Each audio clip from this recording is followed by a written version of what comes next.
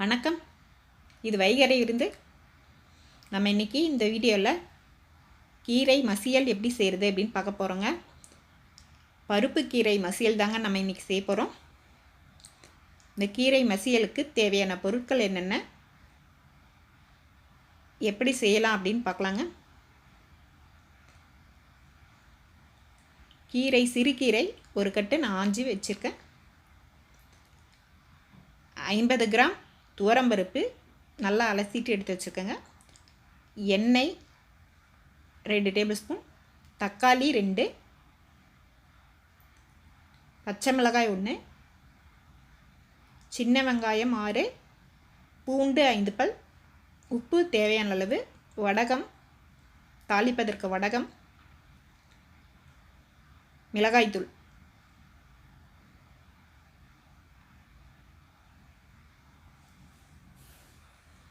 இன்றைக்கி நம்ம மண் சட்டி வச்சு தாங்க கடைய போகிறோம். ஸ்டவ் ஆன் பண்ணிவிட்டு சட்டியை அடுப்பில் வச்சுக்கலாங்க. ஒரு 200 ml தண்ணி ஊற்றிக்கலாம். தண்ணி கொதித்து வந்ததுக்கப்புறம் நம்ம அலசி எடுத்து வச்சுருக்கிற துவரம்பருப்பு போட்டுக்கலாம்.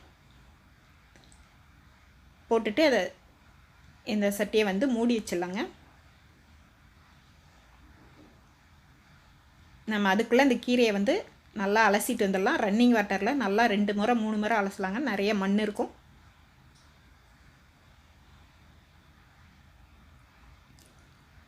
இந்த பருப்பு வச்சிட்டோம்னா ஹை ஃப்ளேமில் இருந்தாக்கா இது பொங்கி பொங்கி வந்துக்கிட்டே இருக்கும். அதனால் நம்ம மீடியம் ஃப்ளேமுக்கு வச்சுக்கலாம். இப்போ நம்ம கீரையெல்லாம் நல்லா அலசி புழிஞ்சி எடுத்து வச்சுக்கலாங்க.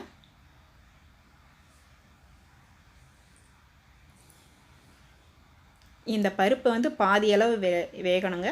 கில்லு பருப்பு அப்படின்னு சொல்லுவாங்க. அந்த மாதிரி வேகிற அளவு வேக வச்சுக்கிட்டு அதுக்கப்புறம் இப்போ நம்ம இதில் பச்சை மிளகா,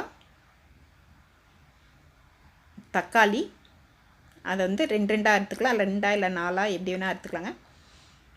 உரித்து வச்சுருக்கிற சின்ன வெங்காயம், உரித்து வச்சுருக்கிற பூண்டு இதெல்லாம் போட்டுக்கலாம்.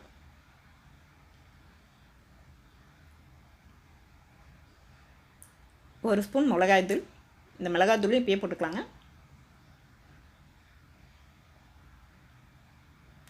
உங்களுக்கு தேவைப்பட்டால் நீங்கள் பச்சை மிளகாய் மட்டும் போட்டு கூட கரைஞ்சிக்கலாம்.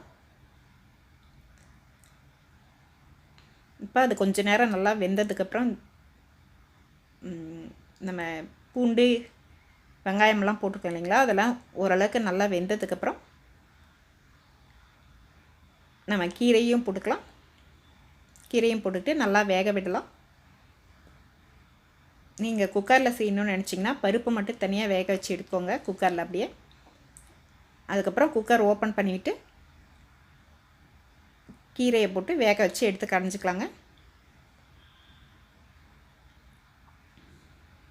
இப்போ பருப்பு கீரை எல்லாமே நல்லா வெந்துடுச்சு.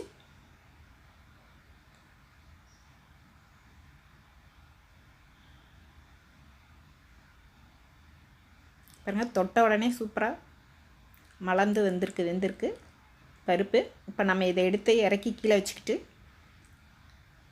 ஒரு மத்து போட்டு நல்லா கடைஞ்சிக்கலாங்க. அந்த கீரையில் இருக்க தண்ணியெல்லாம் ஃபுல்லாக ஒரு பாத்திரத்தில் வடிச்சிக்கலாம். உப்பு போட்டுக்கலாம். தண்ணி நிறையா இருந்தாக்கா மத்து போட்டு கடையும் போது சரியாக கடைய வராது, நல்லா மசியாதுங்க கீரை.